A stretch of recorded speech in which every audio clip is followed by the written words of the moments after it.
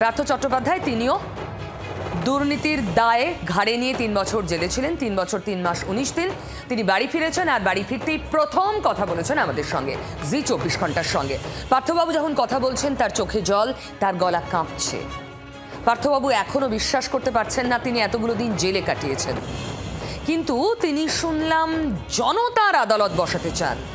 পার্থ চট্টোপাধ্যায় জনতার আদালত বসাতে চান বলেই খবর। আগে শোনাবো কি বলেছেন পার্থ চট্টোপাধ্যায়। পার্থদা, বাড়ি ফেরার পরে প্রথম রাতে ঘুম হলো? না, ঘুম সেরকম হয়নি। সকালের দিকে ঘুমিয়েছি, একটু অস্বস্তি লাগছে। এখন চেয়ারেও আমি ঘুমাতে পারি, চেয়ারেই ঘুমিয়েছি। চেয়ারেও ঘুমোতে পারেন? হ্যাঁ, জেলেতেও চেয়ারেই ঘুমাতাম, হসপিটালতেও ঘুমিয়েছি চেয়ারে। পার্থদা, চোখ জলে ভরে যাচ্ছে দেখতে পাচ্ছি। এটাও হয়তো নিশ্চয়ই কোনো অপরাধ বিগত দিনে করেছি, তাই সমাজসেবা করতে গিয়ে জেল খাটতে হলো। অর্থাৎ আমার শেষ প্রশ্ন আপনার কাছে, কবে থেকে কাজ শুরু করবেন, রাজনৈতিক কাজকর্ম শুরু করবেন? আমার এই সপ্তাহ পরে আমার কর্মযোগ্যে ফেরার মতন শারীরিক অবস্থা আছে, কিন্তু কর্মযোগ্যে ফেরার জন্য যে প্রস্তুতি, সে প্রস্তুতিটুকু তো নিতেই হবে। বাড়ির দিকে দেখতে হবে, যারা ভয় যোগাযোগ করলো না তারা এখন যোগাযোগ করছে, তাতে যেন আমি বিচলিত না হই, সঠিক সিদ্ধান্ত যেন আমি গ্রহণ করতে পারি। আমি আবারও বলছি, আমি বেলার মানুষের কাছে আমার মনের কথা খুলে বলবো। তার জন্য কোনো পতাকার দরকার হয় না। আমি বিধায়ক হলে সবাই আমার নির্বাচক মণ্ডলী।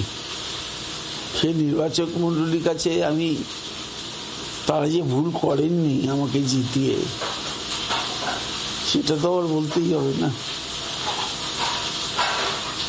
সেটা দাঁড়ানো না দাঁড়ানো পরের প্রশ্ন। কেউ আসুক না আসুক, অটো চালিয়ে গিয়ে বলবো, মানুষের কাছে গিয়ে বলবো, এটা আমার দায়বদ্ধতা। তাদের কাছে তো কথা বলতে পারিনি। দল যদি চায় নিশ্চয়ই দলের কাছে গিয়ে আমার কথা বলবো। সাসপেনশন হয়েছে, সংবাদ মাধ্যম জানে, দল চায় না জানে, এগুলো তো শুনেছি। অপেক্ষা করব, কিন্তু আমি তো জল ছাড়া মাছ হতে পারি না। আমি জলেই থাকবো, মাছ হিসেবেই থাকবো। পার্থ চট্টোপাধ্যায় ৩ বছর ৩ মাস ১৯ দিন জেলে থাকার পরও দাবি করছেন আমি নির্দোষ, এবং এই নির্দোষ প্রমাণের জন্য নাকি সূত্র মারফত আমরা যতটুকু জানতে পারছি, উনি লিফলেট ছাপিয়ে বিলি করবেন নিজের বিধানসভা এলাকায়। সেই লিফলেটে কি থাকবে, লিফলেটে কি থাকতে পারে, তার একটা নির্যাস আপনাদের সামনে এনেছি। উনি জনতার কাছে বলবেন প্রমাণ নিয়ে আসুন যে আমি টাকা নিয়েছি, টাকার বিনিময়ে চাকরি আমি দিয়েছি, আমি চাকরি বিক্রি করেছি, তার প্রমাণ কোথায়? উনি জনতার কাছে আবেদন করবেন। তাহলে পার্থ চট্টোপাধ্যায় কি জনতার আদালত বসাতে চাইছেন? এই প্রশ্নটা অবশ্যই আসে। আমার সঙ্গে রয়েছেন সুমন ভট্টাচার্য, আমি তার কাছে যাব, রাজনৈতিক বিশ্লেষক। কিন্তু শ্রেয়সী, তার আগে শ্রেয়সীর সঙ্গে কথা বলবো। শ্রেয়সী, সূত্র মারফত যতটুকু জানতে পারছি, জনতার আদালতের কনসেপ্ট মনে হচ্ছে জনতার কাছে গিয়ে পৌঁছানো। আপনারা বলুন আমি কি করেছি, এটি কিভাবে, কি পরিকল্পনা?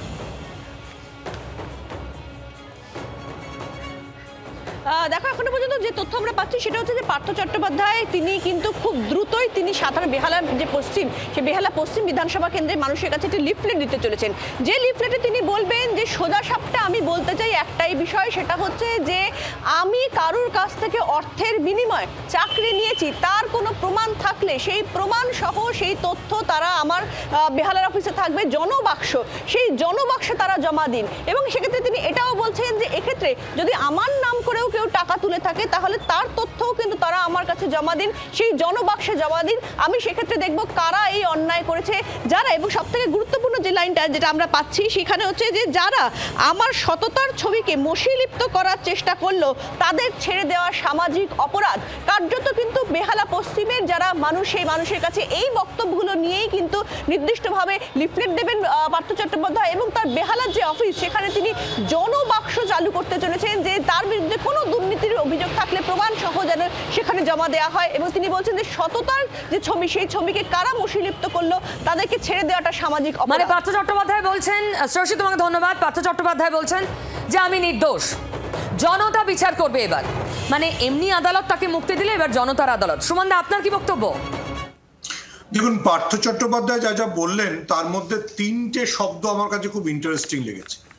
একটা, উনি বলেছেন যে জনগণের কাছে যেতে কোনো পতাকা লাগে না। দ্বিতীয়ত, উনি বলেছেন যে, যেটা শ্রেয়সীও বললেন, যে জনতার জন্য খোলা চিঠি লিখ।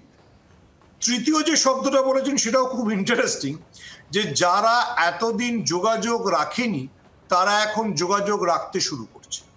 আর চতুর্থত, মানে এই তিনটে শব্দ উচ্চারণ করে দেওয়ার পর তিনি যেটা বলছেন, দল যদি চায় দলের কাছে গিয়েও আমি নিজের বক্তব্য করব। অর্থাৎ তৃণমূলের বাইরে নিজের রাজনৈতিক বা সামাজিক অস্তিত্ব প্রথমত পার্থ চট্টোপাধ্যায় প্রমাণ করতে চান, কারণ ওই জন্য উনি বলেছেন পতাকা লাগে না। দ্বিতীয়ত বলেছেন যে জনতার জন্য খোলা চিঠি লিখবো, সেই চিঠির সঙ্গেও উনি এখনো এরকম কিছু বলেননি যে তৃণমূলের মাধ্যমে সেই চিঠি যাবে। তৃতীয়ত, উনি অবশ্যই, মানে ওনার ঘনিষ্ঠ বৃত্ত, সেটা নিশ্চয়ই রাজনৈতিক বৃত্ত, সেই বৃত্ত সম্পর্কে ইঙ্গিত করে বলেছেন যারা এতদিন যোগাযোগ রাখেনি তারাও এখন যোগাযোগ রাখছে। আর চতুর্থত যেটা বলেছেন যে মানুষের কাছে যাব, এই চারটে শব্দই আমার মনে হয় যে পার্থ চট্টোপাধ্যায় যে রাজনীতিতে ফিরতে চান বা কোনো ধরনের পুনর্বাসন চান তার একটা পরিষ্কার ইঙ্গিত।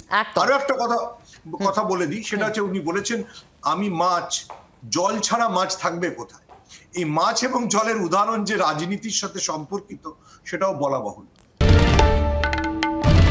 বাংলার আওয়াজ, বাঙালির আবেগ, জি 24 ঘন্টা।